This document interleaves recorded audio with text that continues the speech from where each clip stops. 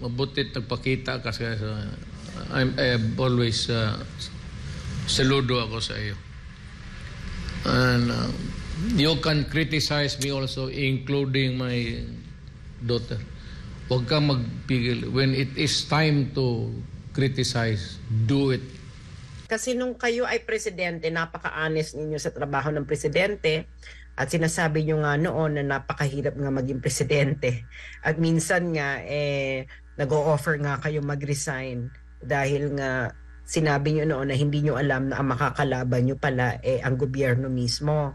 Pero ngayon nakikita natin, ang daming gustong maging presidente. Ang layo-layo pa ng 2028, Mayor.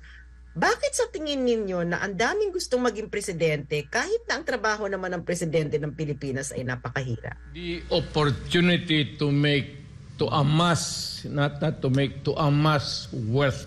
Feel corrupt. Either legitimate or illegitimate. It's an opportunity wide open for anybody who is enterprising and would want to amass a wealth that would assure the seventh generation of a comfortable life. Magandang araw mga kaibigan. Ayan po ang nakaka-inspire, nakakatuwa na pag-uusap ng dalawang tao na they have respect and paghanga sa isa't isa. So, bibihira yung tao na ganyan, yung Tatay Digong, na you can criticize me anytime. Kasi nga ito, alam natin si Sasasot, very meticulous, matalino, kung anong nakikita niyang kamalian, nag-criticize. Kaya, voluntaryo si Tatay Digong, criticize me and inday anytime. That speaks of character. Hindi katulad ng iba dyan, sinabihan lang na magpa-audit kayo. Pakita ang resibo. Hindi nyo pera yan. Anong response? Balat sibuyas. Nagsona kaagad.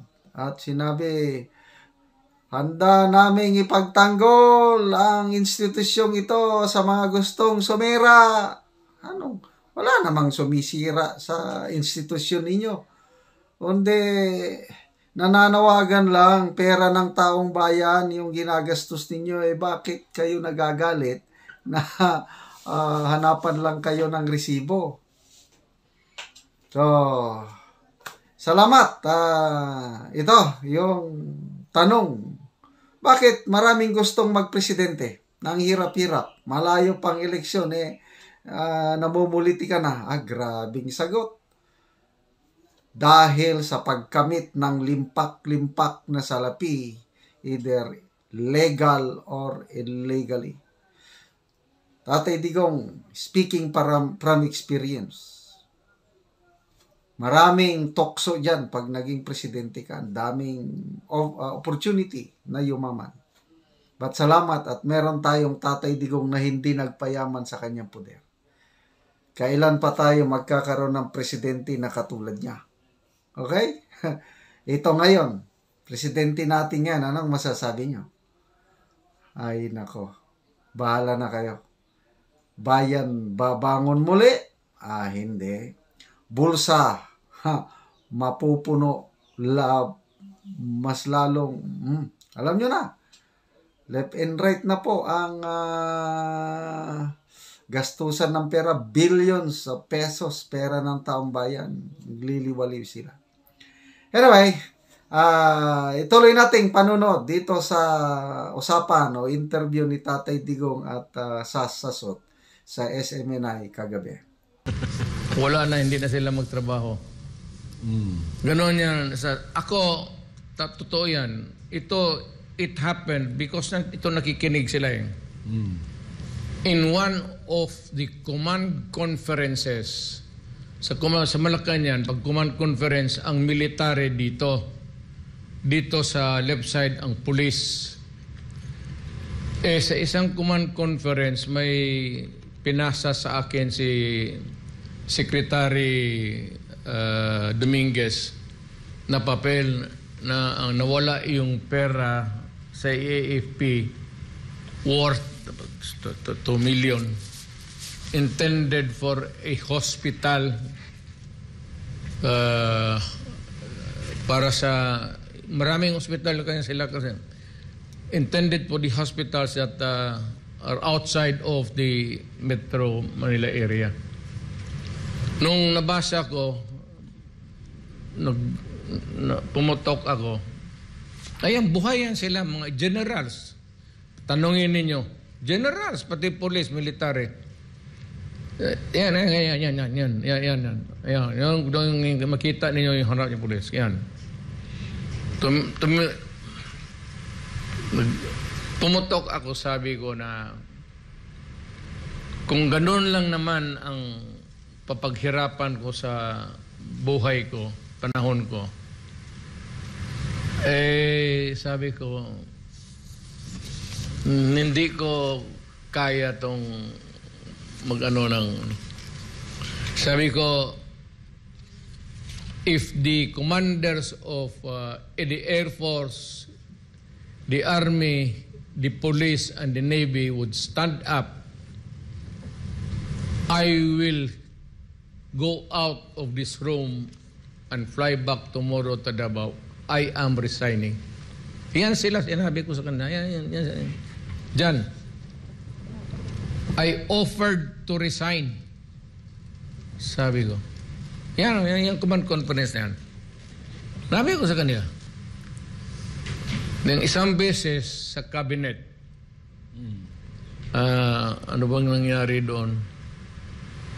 Basta nagalit rin ako. In cabinet meeting, buhay pa naman yan sila lahat. Tumindig ako. Sabi ko, kung pakihirap kung ganito, hindi tayo magkaintindihan sa trabaho natin.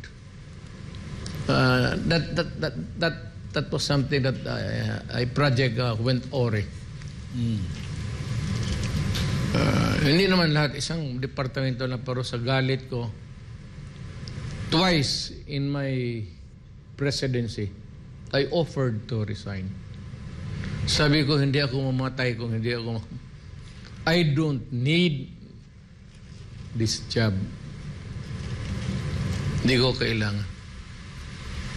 So, those are the two instances that dyan in front of the military and the police and saka sa cabinet. Sabi ko, I'm resigning. I'll write my resignation, handwritten dito. Hindi ko kailangan ng ano. Kung matanda na ako, mag-relax na lang ako. Butit, may kaibigan ako, kagaya ni Sasti, magkape-kape na lang kami. Totoo, wala na. Nothing more to, lalo na ngayon.